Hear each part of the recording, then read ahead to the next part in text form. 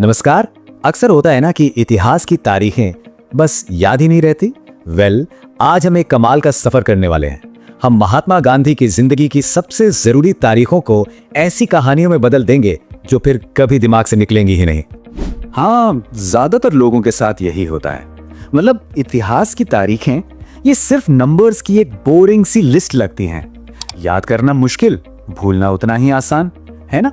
मतलब पूरी कहानी तो समझ आ जाती है, पर जब बात डेट्स की आती है बस वही मामला गड़बड़ हो जाता है, खासकर एग्जाम के टाइम।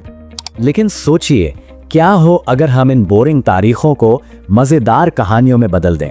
आज हम एक ऐसी ही अनोखी मेमोरी ट्रिक, एक मेमोरी कोड का इस्तेमाल करेंगे और इसके बाद गांधी जी से जुड़ी सारी जरूरी तारीखें यकीन मानिए हमेशा के लिए याद हो जाएंगी। तो चलिए शुरू करते हैं। हमारी कहानी का पहला पड़ाव है गांधी जी की शुरुआती यात्रा, उनके दक्षिण अफ्रीका के दिनों से लेकर भारत लौटने तक का सफर। हमारी लिस्ट की पहली तारीख है 1893। ये वो साल है जब गांधी जी दक्षिण अफ्रीका गए थे। अब इसे याद कैसे रखें? बहुत सिंपल है। बस इतना सोचिए कि उन्हें अफ्रीका जाने के लिए समंदर तैरकर पार करना पड़ा। तैरकर सुनने में कैसा लगता है? 93 है ना। बस यही से हमें साल मिल गया 1893। और हाँ, एक बात और, ये अकेली तारीख है जो 1800s की है, बाकी सब 1900s की है। अफ्रीका पहुंचकर उन्होंने अपना पहला सत्याग्रह किया और वो कैसा रहा? अरे वो बहुत अच्छे से कामयाब हुआ और इसी कामयाबी ने उन्हें दुनिया में एक पहचान दी। अब इस अच्छे से पर ध्यान दीजिए, इसमें 6 की आवाज आ रही है। अच्छे 6। तो साल क्या हुआ? 1906। बिल्कुल सिंपल। अच्छा, जाने में तो उन्हें तैरकर जाना पड़ा, पर उनकी वापसी वो तो एकदम तूफानी थी।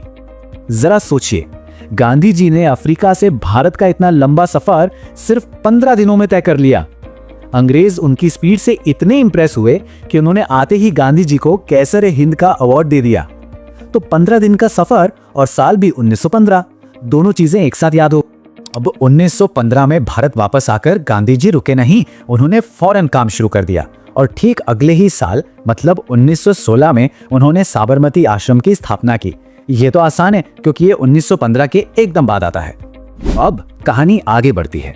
हम उस दौर में पहुंच रहे हैं जहां गांधी जी भारत में एक बड़े राष्ट्रीय नेता बनकर उभरे और एक के बाद एक कई बड़े आंदोलनों को लीड किया। और यहां आता है चंपारण सत्याग्रह, भारत की धरती पर गांधी जी का पहला बड़ा आंदोलन। इसको याद रखने का कोड खुद सत्याग्रह शब्द में ही छिपा है। ये शब्द शुरू होता है सत्य से, और सत्य सुनने में कैसा लगता है? बिल्कुल 17 जैसा। सत्य 17। तो चंपारण सत्याग्रह कब हुआ? 1917 में। इसके बाद अगला आंदोलन था अहमदाबाद के मिल मजदूरों के लिए। अब एक सिंपल सा सवाल है, कानून के हिसाब से काम करने की यानी मजदूरी करने की मिनिमम उम्र क्या होती है? सही सोचा, 18 साल। बस यहीं से हमें साल मिल गया 1918, अहमदाबाद मिल मजदूर आंदोलन। और हाँ, ये वही आंदोलन था जहां गांधी जी ने पहली बार भूख हड़ताल को एक हथियार की तरह इस्तेमाल किया। फिर आया साल 1919, जब सारे भारतीय अंग्रेजों के खिलाफ हो गए। और इसी खिलाफत आंदोलन को याद रखने का तरीका भी बड़ा मजेदार है। सोचिए, 2 टीमें एक दूसरे के खिलाफ खड़ी हैं, बिल्कुल बराबर की। एक टीम में 19 लोग तो दूसरी में भी 19, मतलब 19 बनाम 19। तो साल क्या बना? 1919।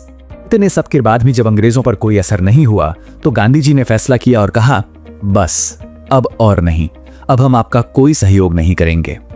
ये जो शब्द है ना, बस, जरा ध्यान से सुनिए। बस 20 मिलती जुलती आवाज है ना। बस इसी से याद रहेगा असहयोग आंदोलन का साल 1920। चलिए अब कहानी के अगले पड़ाव पर चलते हैं।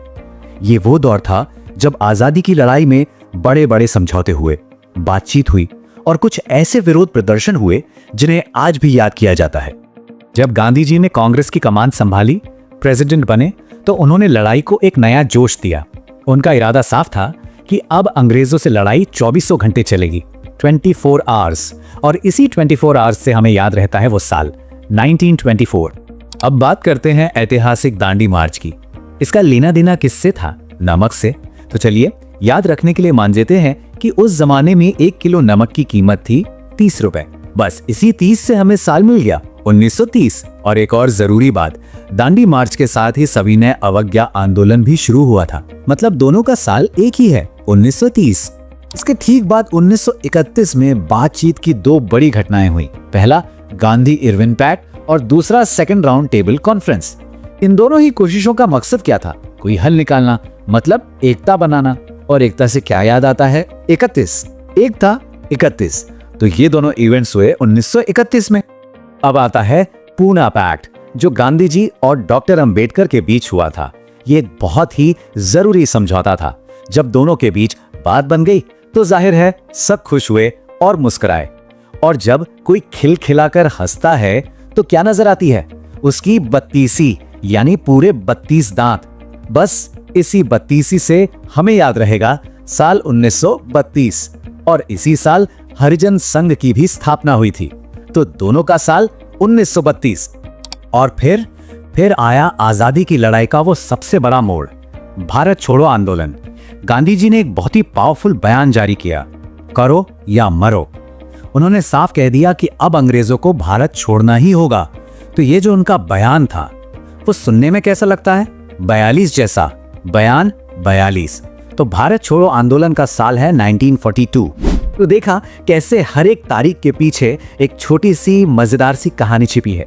ये इतिहास को रटने का नहीं, बल्कि उसे याद रखने का एक बिल्कुल नया और मजेदार तरीका है।